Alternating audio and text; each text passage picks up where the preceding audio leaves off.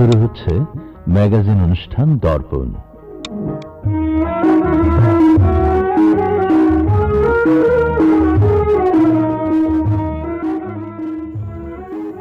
প্রাকৃতিক সম্পদ আমাদের জীবনযাত্রা ও পরিবেশের ভারসাম্য রক্ষার অন্যতম সহায়ক। বন্ধুরা, আমরা জানি সুস্থ জীবনের জন্য সুস্থ পরিবেশ অত্যন্ত প্রয়োজন। আর একটি দেশের জাতীয় সমৃদ্ধি নির্ভর করে সে দেশের পর্যাপ্ত প্রাকৃতিক সম্পদের উপর। ভূমি, খনিজ, প্রাকৃতিক গ্যাস, মৎস্য, জল, সৌরশক্তি প্রভৃতি একটি দেশের প্রাকৃতিক সম্পদ। শ্রোতাবৃন্দ, জনবহুল দেশ বাংলাদেশে জনসংখ্যা ক্রমাগত বাড়ছে, ফলে পরিবেশের উপর চাপও বাড়ছে। এছাড়া রয়েছে বন্যা, খরা, ঘূর্ণিঝড়, জলোচ্ছ্বাস সহ প্রাকৃতিক ও জলবায়ু পরিবর্তনজনিত দুর্যোগ।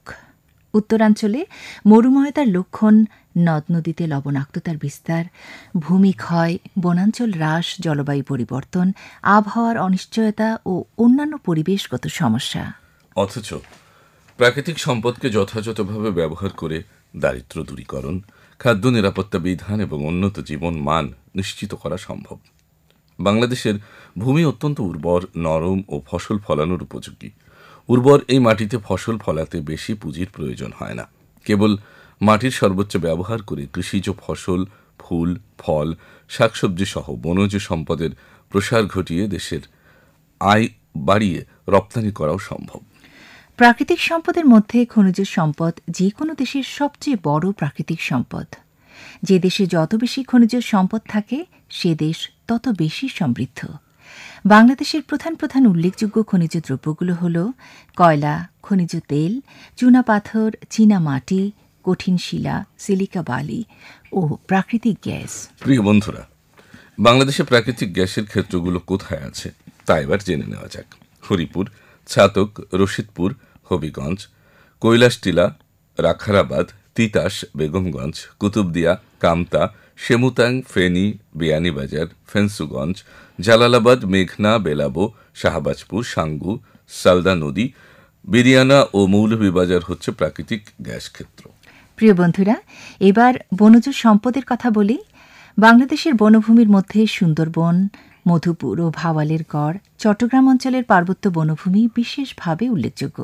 এসব বনাঞ্চল থেকে শাল, সুন্দরী, গজারি, গেওয়া, মেহগনি, সেগুন, ধুন্দল, জারুল, করই প্রভৃতি মূল্যবান বৃক্ষ পাওয়া যায়। তবে আমাদের মনে রাখতে হবে, ঝড়, তুফান, বন্যা, জলোচ্ছ্বাস প্রভৃতি প্রাকৃতিক দুর্যোগ থেকে রক্ষা পেতে হলে বনায়নের দিকে আমাদের আরও বেশি করে নজর দিতে হবে। বন্ধুরা, প্রাকৃতিক সম্পদ সংরক্ষণ ভবিষ্যৎ প্রজন্মের জন্য সুস্থ ও সুন্দর জীবন নিশ্চিত করতে সহায়তা করে। তাই প্রাকৃতিক সম্পদের যথাযথ ব্যবহারে আমাদের আরও সচেতন হতে হবে এবং সব ক্ষেত্রে পরিবেশ বান্ধব নীতি অনুসরণ করতে হবে। এই শুভ প্রত্যাশায় আজ রবিবারের দর্পণের আয়োজন থেকে আপনাদের স্বাগত জানাচ্ছি আমরা দুজন। আমি চমচমি দেওয়ান এবং আমি লালটু হোসেন।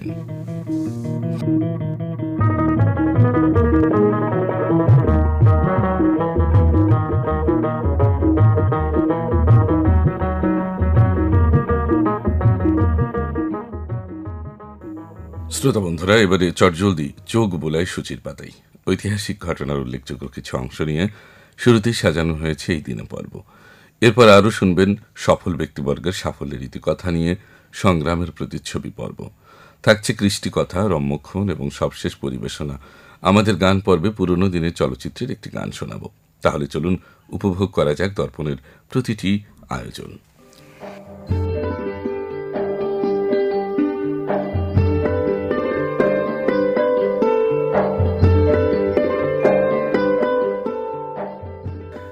সুপ্রিয় শ্রোতা, অতীতের খণ্ডিত তথ্যের বিন্যাস নিয়ে প্রারম্ভিকে শুনবেন এই দিনে পর্ব। শুরুতেই তুলে ধরছি উল্লেখযোগ্য কিছু ঘটনা। 1525 সালের এই দিনে সিন্ধু প্রদেশের মধ্য দিয়ে মোগল সম্রাট বাবর ভারতে তাঁর পঞ্চম অভিযান পরিচালনা করে ভারত জয় করেন। প্রথম এলিজাবেথ ইংল্যান্ডের সিংহাসনে আরোহণ করেন 1558 সালের এই দিনে। 1800 সালের আজকের দিনে ওয়াশিংটনে মার্কিন কংগ্রেসের প্রথম বৈঠক অনুষ্ঠিত হয়। 1933 সালের এই দিনে মার্কিন প্রেসিডেন্ট রুজভেল্ট আনুষ্ঠানিকভাবে সোভিয়েত ইউনিয়নকে স্বীকৃতি দেয়। 1999 সালের এই দিনে ইউনেস্কো 21শে ফেব্রুয়ারিকে আন্তর্জাতিক মাতৃভাষা দিবস হিসেবে স্বীকৃতি দেয়।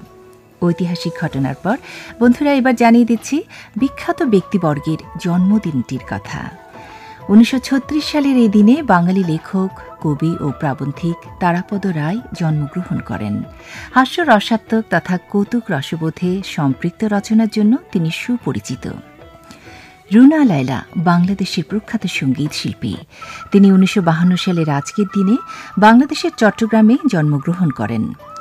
রুনা লায়লা হিন্দি, উর্দু, বাংলা, ইংরেজি এবং আরবি ভাষায় গান গেয়েছেন। তাঁর সঙ্গীত ক্যারিয়ার 1960-এর দশকে শুরু হলেও তিনি 1970-এর দশকে আন্তর্জাতিক পরিচিতি লাভ করেন।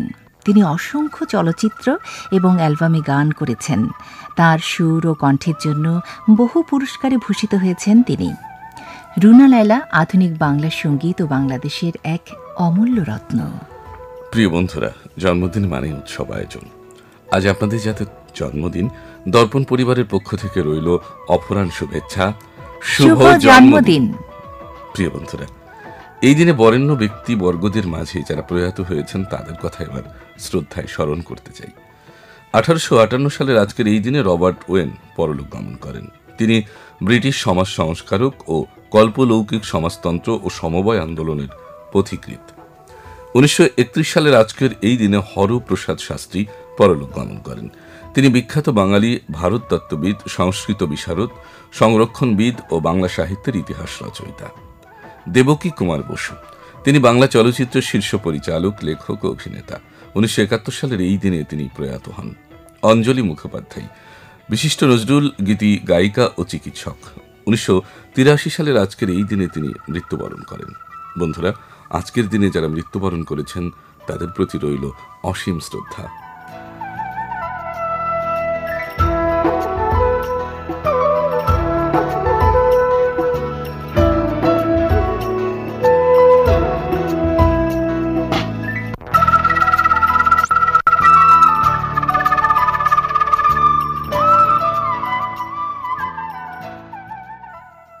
প্রিয় বন্ধু শ্রোতা, সংগ্রামী ব্যক্তিরা জীবনের নানা প্রতিকূলতার মুখোমুখি হয়েও হার মানেন না। তারা কঠোর পরিশ্রম, ধৈর্য ও আত্মবিশ্বাস দিয়ে বাধা অতিক্রম করেন। এই লড়াই তাদের চরিত্রকে দৃঢ় ও সাহসী করে তোলে, যা তাদের সাফল্যের পথে এগিয়ে নিয়ে যায়। সংগ্রামী তাদের জীবনের আসল শক্তি। দর্পণের এবারের নিবেদন সংগ্রামের প্রতিচ্ছবি পর্ব। এ পর্বে কামাল মিনার গ্রন্থনা উপস্থাপনায় শুনবেন সফল ব্যক্তিবর্গের সাফল্যের ইতিকথা।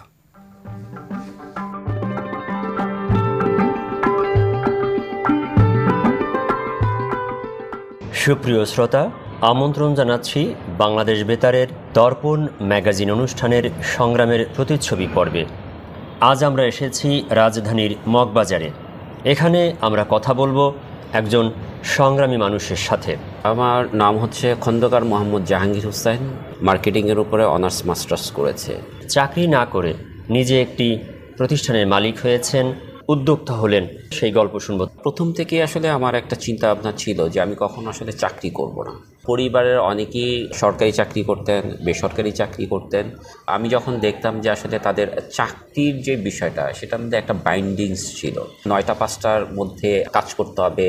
দ্যাটস ওয়াই হচ্ছে আমি এই বাইন্ডিংসটাকে আমি কখনোই পছন্দ করতাম না। আমার বাবা, ভাই সবাই বলতেন যে আমাকে চাকরি করার জন্য, বাট আমি এটা কখনোই আসলে মেনে নিতে পারতাম না। তো সেক্ষেত্রে আমার শুরুটা ছিল, আমি যখন অনার্সে পড়ি ফার্স্ট ইয়ার, তখন আসলে আমার মাথার মধ্যে ঢোকে যে আমি আসলে ব্যবসা করব। তখন থেকে আসলে ছোট ছোট যেই বিজনেসগুলো করা যায় আর কি, সেই বিষয়গুলো নিয়ে আমি তখন চিন্তা করতাম এবং কয়েকটা শুরু করি। তারপর হচ্ছে 2004 সালে আমরা কয়েক বন্ধু মিলে আইটি বিজনেস শুরু করি। তখন আমরা অফিস নিয়েছিলাম হচ্ছে মিরপুর পল্লবীতে। এই বন্ধুগুলোকে আপনারা একসাথে পড়াশোনা করেছেন? হ্যাঁ, আমরা একসাথে পড়াশোনা করেছি, প্লাস হচ্ছে আমার এলাকার। তখন আসলে আইটি বিজনেসটা খুব টাফ একটা ছিল, যে আসলে তখন বাংলাদেশ সবে মাত্র এটাকে শুরু। একটা প্রোডাক্ট নিয়ে যখন কারো কাছে যেতাম তখন তাকে অনেক কিছু বোঝাতে হতো। তা আইটি বিজনেস বলতে কি আপনি কি সফটওয়্যার বিজনেসটাকে বোঝাচ্ছেন? জি, সফটওয়্যার বিজনেস ছিল, প্লাস হচ্ছে আমাদের সফটওয়্যার রিলেটেড কাজগুলো ছিল আর কি। তো তখন আসলে বাংলাদেশের মানুষগুলো এটার সাথে সিমিলার ছিল না, মানে এটার সাথে তারা খুব বেশি একটা পরিচিত ছিল না যে আমার বিজনেসটাকে আমি সফটওয়্যার ইন্টিগ্রেটেড করবো আর কি, ঠিক আছে। তো এই বিষয়গুলো যখন একটা ক্লায়েন্টের কাছে আমরা যেতাম তখন হচ্ছে তাকে অনেক কিছু বোঝাতে হতো। অনেকে নিতে চাইতো, অনেকে নিতে চাইতো না, এবং যারা নিতে চাইতো তারাও আসলে অনেক কিছু চিন্তা ভাবনা করতো। তাদের আরেকটা বিষয় ছিল আসলে একটা মানুষ নিতে চাইতো কিন্তু টাকা দিতে চাইতো না, কত কম টাকায় আসলে এই বিষয়টা করা যায়। তখন আমাদেরও চিন্তা ভাবনা ছিল আসলে কত কম টাকায় আমরা সার্ভিসগুলো দিতে পারি আর কি, এটা আমাদেরও চিন্তা ছিল। এটা নিয়ে আমরা অনেক দিন কাজ করেছি আর কি। বেশ কয়েক বছর এটা রান করানোর পরে আমরা আসলে দেখলাম যে বাংলাদেশে এখনও এইটা খুব বেশি মানুষের সাথে এটা যায় না, বা বাংলাদেশের মানুষগুলো এখনও এটাকে অ্যাকসেপ্ট করতে পারে না ওইভাবে। তখন আসলে আমরা কিছুদিন এটাকে অফ দিই। তখন আমাদের পড়াশোনা শেষ হয়নি সবার, পড়াশোনা শেষ করার জন্য 2 বছর আমরা একটা গ্যাপ দিই। গ্যাপ দিয়ে আমরা পড়াশোনাটা শেষ করি। শেষ করার পরে দেন হচ্ছে আমরা আবার বিজনেসে আসি আর কি। তখন হচ্ছে আমরা আইটি বিজনেসটা শুরু করি। আইটি বিজনেসের সাথে সাথে নতুন আরেকটা বিজনেস আমরা এখানে যোগ করি, সেটা হচ্ছে আমাদের ইন্টেরিয়র বিজনেসে এটা আমরা যোগ করি আর কি। কয় বন্ধু মিলে? না, ওইখান থেকে একজন বন্ধু ছিল, আর 2 জন দেশের বাইরে চলে যায়, আর 2 জন আমরা বাংলাদেশে ছিলাম। আমরা পড়াশোনা শেষ করেছি, প্লাস ওইখানে আমাদের আরেক ল্যাকিংস ছিল, যেটা হচ্ছে আমাদের কর্পোরেট লেভেলের অনভিজ্ঞতা আমাদের ভিতরে ছিল। যে আমরা আসলে একটা কর্পোরেট লেভেলে যখন আমরা যাব বা কর্পোরেট লেভেলে যখন আমরা কাজ করব তখন কিছু রুলস মেনটেন করতে হয়। তো সেই অভিজ্ঞতাটা প্রথম দিকে ছিল না। তো পরবর্তীতে আমরা যেটা চিন্তা করলাম, পড়াশোনা শেষ করার পর 1-2 বছর আমরা আসলে এই বিষয়টাকে শেখার জন্য আমরা জবে ঢুকি আর কি। তখন আমরা 1.5 বছর 2 বছর আমরা করার পরে দেন ওইখান থেকে আমরা বের হয়ে দেন আমরা আবার এটাকে আমরা ফর্ম করি, বিজনেসটাকে আমরা শুরু করি তারপরে আর কি নতুন করে আবার। এখন আপনারা কোন পর্যায়ে আছেন? এখন আলহামদুলিল্লাহ আমরা মনে করি যে আমরা একটা ভালো পর্যায়ে আছি, বড় বড় বেশ কিছু কাজ করেছি এবং এখনও করছি। সফল উদ্যোক্তা হিসাবে নিজেকে মনে করতে পারছেন কিনা? ব্যক্তিগতভাবে এখনও মনে করি না যে আমি এখনও সফল, বাট প্রতিনিয়ত আসলে শেখার একটা জায়গা আছে। মানে এখন আপনারা যে ছাত্র জীবন থেকে যে সংগ্রামটা শুরু করেছিলেন, অনেক বড় একটা সংগ্রাম আপনারা কয় বন্ধু মিলে করেছেন। জি, এখন যারা পড়াশোনা করছে তরুণ সমাজের জন্য আপনার কি পরামর্শ? আমার পরামর্শ হচ্ছে যে চাকরির পিছনে না ঘুরে নিজেই যদি নিজে একটা কর্মসংস্থানের জন্য যদি একটা প্রতিষ্ঠান যদি সে করতে পারে, একজন উদ্যোক্তা যদি হতে পারে, তাহলে আমার মনে হয় যে এইটা হচ্ছে সবচাইতে ভালো এবং সবচাইতে সুন্দর একটা পথ। যদি এই পথটা খুব মসৃণ না, একটু কষ্টসাধ্য, অনেক পরিশ্রম করতে হয়, অনেক চড়াই উতরাই একটা বিষয় আছে। একটা প্রতিষ্ঠান যদি দাঁড় করাতে পারেন, মনে করেন যে আপনি হয়তো 5 বছর বা 6 বছর একটা প্রতিষ্ঠানকে শ্রম দিয়ে এটাকে যদি একটা মসৃণ একটা পথ যদি তৈরি করে ফেলতে পারেন আপনি, তাহলে একটা জিনিস হচ্ছে আপনি আপনার জায়গা থেকে একটা সফল একজন উদ্যোক্তা হিসাবে আপনি নিজেকে তৈরি করতে পারলেন, সাথে সাথে হচ্ছে আপনি কিছু মানুষের কর্মসংস্থান এখান থেকে করে দিতে পারলেন। তাহলে হচ্ছে আপনার মাধ্যমে আরও কতগুলো মানুষ এখান থেকে উপকৃত হলো, দেশ উপকৃত হলো, আমাদের দেশের মানুষ উপকৃত হলো। আমরা চাকরির পেছনে না ছুটে আমরা যদি নিজেদেরকে নিজের এস্টাবলিশ করতে পারি, তাহলে এইটা হচ্ছে সর্বোত্তম একটা জিনিস। খন্দকার জাহাঙ্গীর হোসেন, আপনাকে অনেক অনেক ধন্যবাদ। আপনি চমৎকার একটি সংগ্রামের গল্প শোনালেন আমাদের আজকে। প্রিয় শ্রোতা, আমরা আজ শুনলাম খন্দকার জাহাঙ্গীর হোসেনের সংগ্রামের গল্প। আমরা পরবর্তী পর্বে অন্য কোনো জায়গার, অন্য কোনো অঞ্চলের, অন্য কোনো সংগ্রামী ব্যক্তির গল্প নিয়ে সংগ্রামের প্রতিচ্ছবি পর্বে হাজির হব। সবাই ভালো থাকবেন।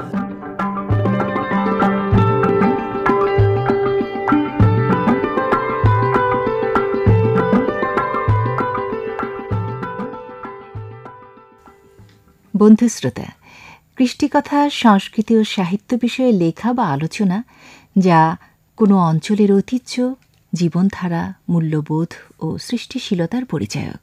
বন্ধুরা, কৃষ্টিকথা পর্বে বিভিন্ন জেলা উপজেলা উল্লেখযোগ্য স্থানের মধ্যে এবার থাকছে হবিগঞ্জ জেলা নিয়ে একটি নিবন্ধ। লিখেছেন ড মারুফ নওয়াজ, পড়ে শোনাচ্ছেন খায়রুন্নাহার মিল্কি।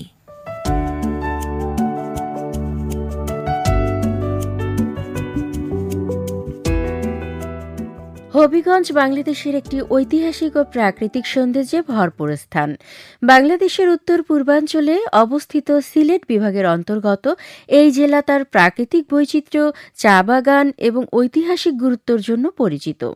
সুরমা, কুশিয়ারা এবং খোয়াই নদীর তীরে অবস্থিত হবিগঞ্জ জেলাটি মোট 9টি উপজেলা নিয়ে গঠিত, যার মধ্যে উল্লেখযোগ্য হচ্ছে চুনারুঘাট, বাহুবল, নবীগঞ্জ এবং লাখাই। সুফি সাধক হজরত শাহজালাল রাদিয়াল্লাহু এর অনুসারী সৈয়দ হেদায়েতুল্লাহর পুত্র সৈয়দ হবিব উল্লাহ খোয়াই নদীর তীরে একটি গঞ্জ বা বাজার প্রতিষ্ঠা করেন। তার নামানুসারে হবিগঞ্জ থেকে কালক্রমে তা হবিগঞ্জে পরিণত হয়।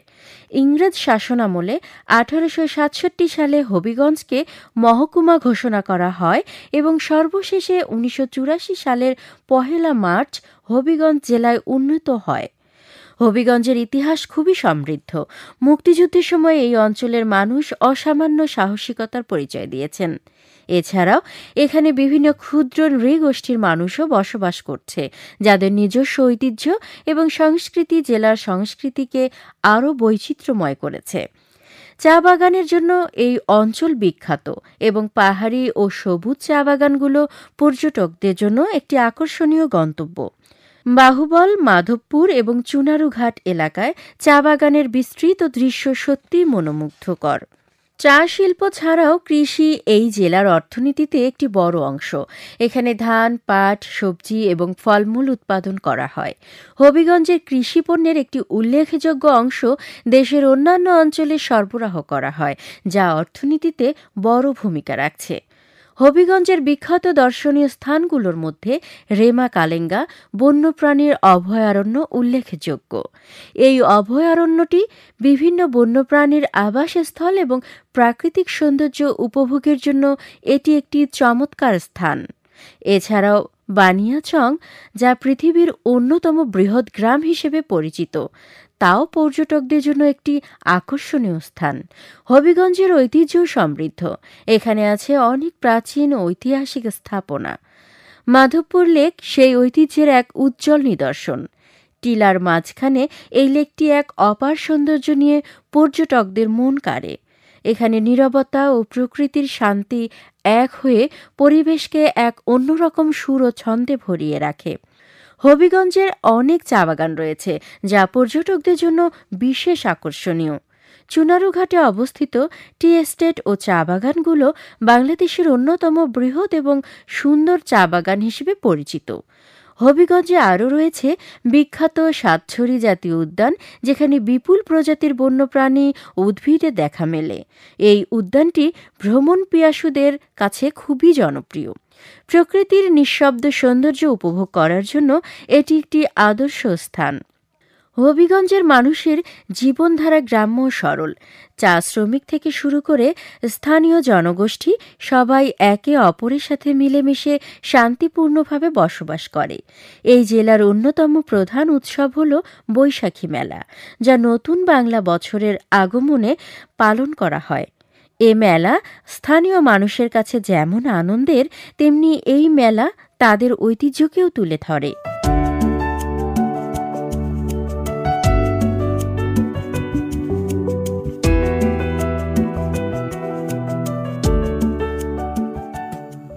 শ্রোতা বন্ধুরা, আপনারা শুনছেন আপনাদের প্রিয় ম্যাগাজিন অনুষ্ঠান দর্পণ, প্রচারিত হচ্ছে বাংলাদেশ বেতার ঢাকা কেন্দ্র থেকে।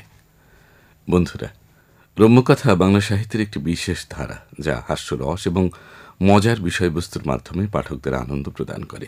এতে জীবনের নানা অসঙ্গতি, সামাজিক কুসংস্কার এবং সাধারণ মানুষের দৈনন্দিন ঘটনাকে মজারভাবে উপস্থাপন করা হয়।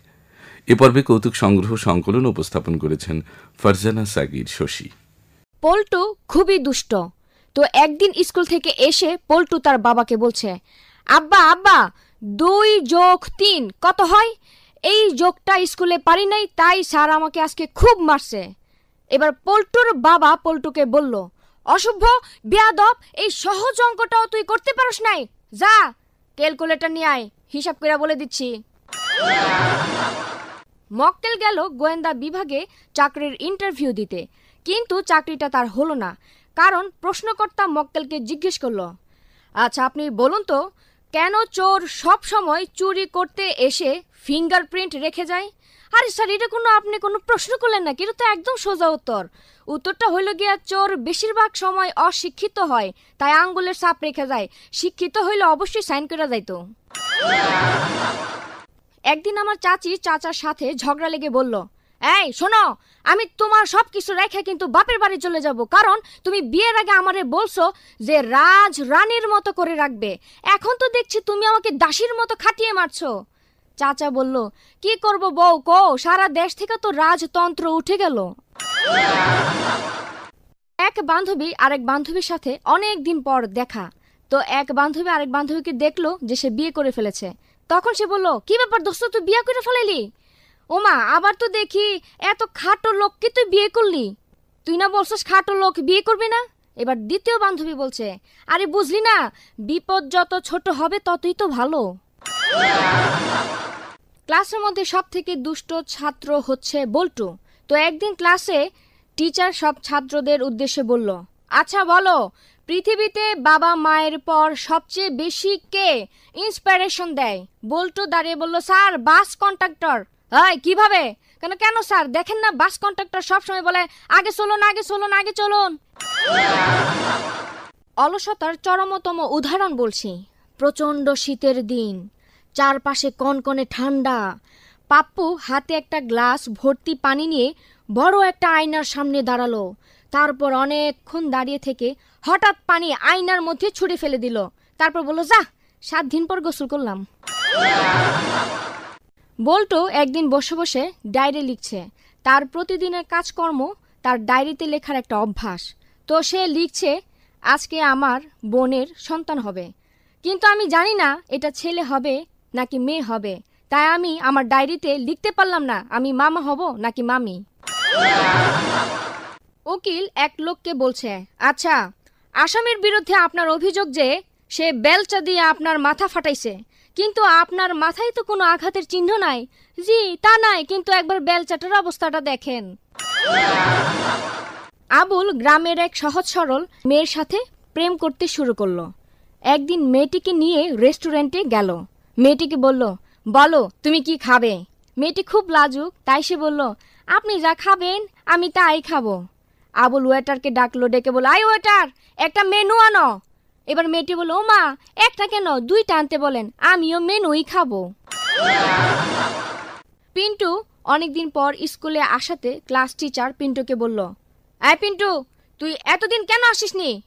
কেমনি আমু ম্যাডাম, আমার তো ব্লাড ফ্লু হয়েছিল। ওই, ব্লাড ফ্লু তো মুরগির হয়, মানুষের কখনো হয় না। ম্যাডাম, মানুষের থাকতে দিলেন কোথায়? ক্লাসে তো সারাদিন আমারে মুরগি বানাই রাখেন। ইংলিশ মিডিয়াম স্কুলের একটা বাচ্চা চিড়িয়াখানায় গিয়ে বাদর দেখে কি বলবে? বলবে, ও মাই গড, কি সুন্দর মাংকি ঘুমোচ্ছে, প্লিজ কেউ ডিস্টার্ব করবে না। আর একটা বাংলা মিডিয়ামের ছেলে যদি চিড়িয়াখানায় গিয়ে বাদর দেখে তাহলে কি বলবে? বলবে, ওই দেখ দেখ, বান্দর ঘুমাইতেছে, এই ঢিল মার, ঢিল মার। আবুল রাস্তা দিয়ে হাঁটতে হাঁটতে হঠাৎ ড্রেনের মধ্যে পড়ে গেল। তারপর তো সারা গায়ে ময়লা লেগে খুবই খারাপ অবস্থা। যখন উঠলো তখন গার্লফ্রেন্ডের সঙ্গে দেখা। গার্লফ্রেন্ড বলল, হাই হাই, তুমি কি ড্রেনের মধ্যে পড়ে গেছো? এবার আবুল বলল, আরে না, রং ফর্সা করার জন্য সারা গায়ে ক্রিম মাখছি। পাপ্পু এসে তার বাবাকে বলল, আব্বা আব্বা, ভূত কি? ওই, ভূত মানে কিছু নাই। তাইলে আমাদের বাড়ির কাজের মেয়ে যে বলল ভূত আছে, তাড়াতাড়ি পালারে, আমাদের বাড়িতে তো কোনো কাজের মাইয়াই নাই। প্রিয় শ্রোতা বন্ধুরা, মজার সব কৌতুক আমরা শুনছিলাম রম্যক্ষণ পর্বে। আপনারা শুনছেন আপনাদের প্রিয় ম্যাগাজিন অনুষ্ঠান দর্পণ, প্রচারিত হচ্ছে বাংলাদেশ বেতার ঢাকা কেন্দ্র থেকে। এই অনুষ্ঠান আপনার বা আপনাদের কেমন লাগছে সেটি কিন্তু জানাতে পারেন আমাদেরকে চিঠিতে ও ইমেইলে। প্রথমে জানিয়ে দিচ্ছি চিঠি লিখবার ঠিকানা। হাতের কাছে কলম থাকলে লিখে নিতে পারেন, আর যাদের লেখা আছে মিলিয়ে নিতে পারেন। পত্র আলাপ, ম্যাগাজিন অনুষ্ঠান দর্পণ, প্রযত্নে পরিচালক, বাংলাদেশ বেতার ঢাকা, শেরে বাংলা নগর, ঢাকা 1207। এবারে জানিয়ে দিই ইমেইল ঠিকানা, ealapnbb@gmail.com। আমি আবারও বলছি, ealapnbbghaka@gmail.com। আপনাদের চিঠি ও ইমেইলের প্রত্যাশায় রইলাম। শ্রোতা বন্ধুরা, পুরনো দিনের চলচ্চিত্রের গানগুলো আজও আমাদের মনে এক বিশেষ স্থান ধরে রেখেছে। সেই সময়ের সুরকার, গায়ক ও গায়িকাদের সুরেলা কণ্ঠের জাদুতে গানগুলো অসাধারণ রূপ পেত। সেই গানগুলো সহজ কথায়, সুরে আর আবেগে ছিল জীবন ও প্রেমের প্রতিচ্ছবি। দর্পণের শেষ পরিবেশনা আমাদের গান পর্ব। শোনাব কোকিলকণ্ঠী সাবিনা ইয়াসমিনের কণ্ঠে একটি গান। গানটি নেওয়া হয়েছে নাচের পুতুল ছায়াছবি থেকে।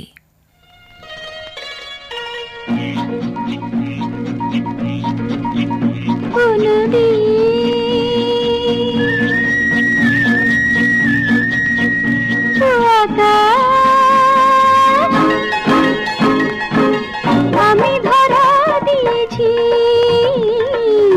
কেউ যেন না জানি আমি ভালোবেসেছি।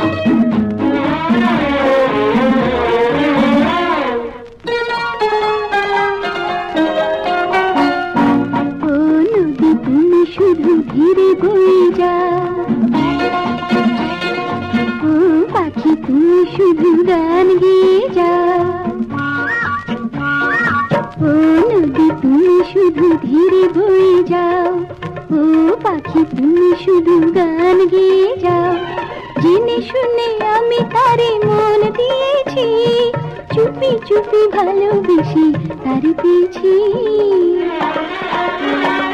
ফাগুন তিথি মধুর গীতি এসেছে অবুঝি প্রাণে।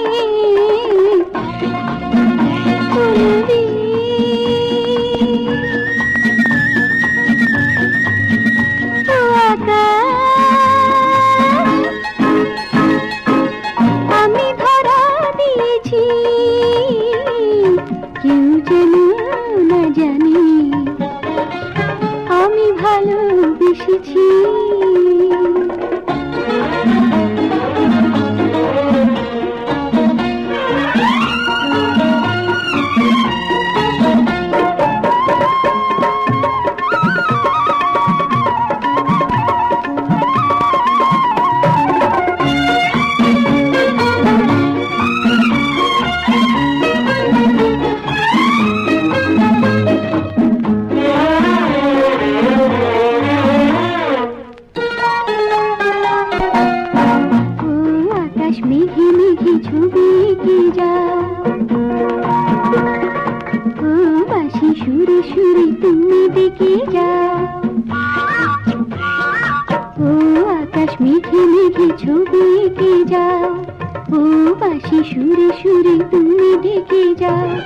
রঙে রঙে অনুভবে তারে দেখেছি, কানে কানে অনুরাগী কাছে দেখেছি।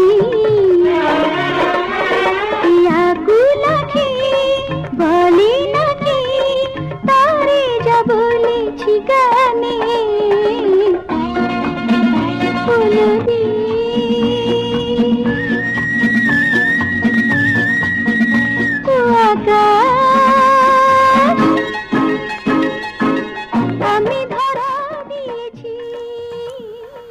প্রিয় বন্ধুরা, নানা আয়োজন শেষে আজ আমরা দর্পণের ইতি টানতে চাই। এবারে শেষের কথাগুলো জানাতে চাই। আজ দর্পণ গ্রন্থনায় ছিলেন সালমা বেগম, উপস্থাপনায় আমরা দুজন, আমি লালটু হোসাইন এবং আমি চমচমি দেওয়ান। প্রযোজনা সহযোগিতায় ছিলেন মোহাম্মদ ওয়াকিবুর রহমান, তত্ত্বাবধানে শাহজাহান জামান চৌধুরী এবং ম্যাগাজিন অনুষ্ঠান দর্পণ প্রযোজনা করেছেন আশিকুর রহমান।